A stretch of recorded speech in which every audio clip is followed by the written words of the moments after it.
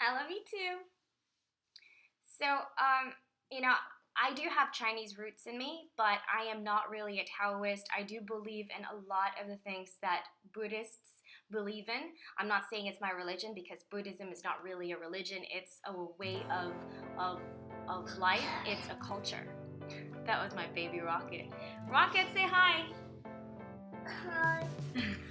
So he's watching some YouTube videos right now. His favorite is Ryan's toy review while I do this video. So anyhow, to get back to what I was saying, in a way, I like Feng Shui because it helps us remember several things. Number one, it helps us declutter or reminds us to keep our things tidy and neat. It reminds us to let the light in to our rooms, to our homes, and make sure that we don't have dark areas. So, anything that helps us keep our things clean, tidy, that helps us declutter, get rid of junk, reminds us to be positive and reminds us to not be negative. Hey, what's possibly bad about that? Nothing, right? And that's why I like Feng Shui. Well, if that still hasn't convinced you about Feng Shui, here's a question.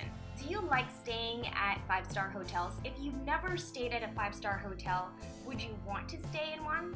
Why? Because it's expensive? Not really, because a lot of people wouldn't want to spend the money, but they'd want to be able to stay in an expensive hotel, right? We don't look forward to getting rid of our money. We look forward to actually experience staying in a nice, fancy hotel. But why do we do that? We do that because when you go into a hotel, everything is tidy. Everything is organized. Everything is where it's supposed to be. And of course, it's clean. And most importantly, it's filled with a lot of nice things. Now, you don't really get to own those things. You don't get to keep them. You don't get to bring them home with you.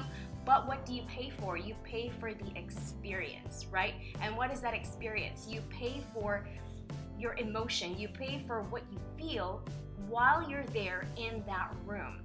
When you're at the hotel and you're surrounded by nice, bright things, you're surrounded by fancy things, you're surrounded by all these positive energies, and that is really what we pay for when we stay at nice, fancy hotels. We don't pay for the things, we pay for the energy that it gives us and the energy that we feel because of it. So let's start with a few basic things to remember. Just 3 things to remember, really. Number 1, get rid of anything sad. Any sad images, sad paintings, or images of people crying, feeling miserable. Some people might be alone on a boat and it just looks like a beautiful picture, yet what do you feel when you look at certain pictures or paintings? If it makes you feel happy, if it makes you feel good, then great, it must be a happy image. But if it makes you feel a little bit gloomy, a little bit sad, no matter how artistic it may be, get rid of it because that is harnessing negativity, negative energies. You might not know it when you look at a sad picture that's beautifully painted, but each time you look at it, you're actually absorbing the energy of that sadness, of that gloominess, and then taking it onto yourself.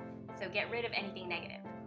Secondly, it's the entrance, your home's entrance. When you walk into your home, what do you see? If the first thing you see are junk everywhere, that you're almost stumbling just to get inside your home, that's definitely not a good thing because first and foremost, you could get into an accident and fall and trip and hit your head somewhere. But really in Feng Shui, it's not good because it's the first thing that you see when you walk into your home. So you want your home to be your zen. You want your home to be your nirvana, the place where you go to when you want to de-stress, right? You don't want to be even more stressed coming home because there's so much junk in your house that it makes your mind cluttered as well. So get rid of clutter, especially in the entrance of your home.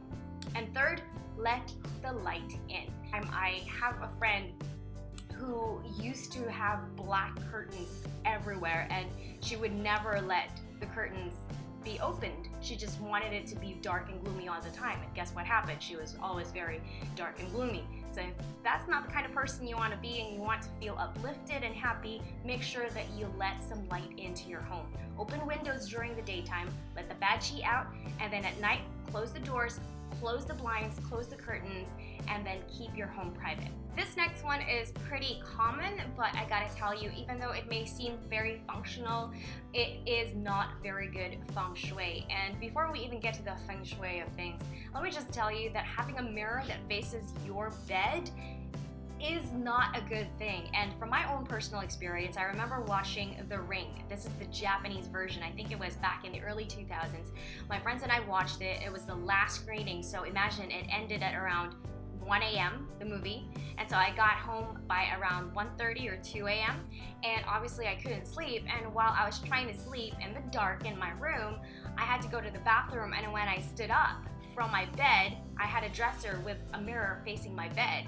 Guess what happened? I freaked myself out. I had long black hair, I was wearing a big white t-shirt, and as soon as I got up from the bed, I went, I looked into the mirror and freaked myself out because I looked like, well, Sadako, that girl from The Ring, and it kind of made me laugh, but still, you know, that freaked me out. And I guess symbolically in Feng Shui as well, you don't want to start freaking yourself out when you're trying to sleep and then seeing all these images while you sleep, which is a reflection on the mirror. So it's not a good idea to have mirrors facing your bed.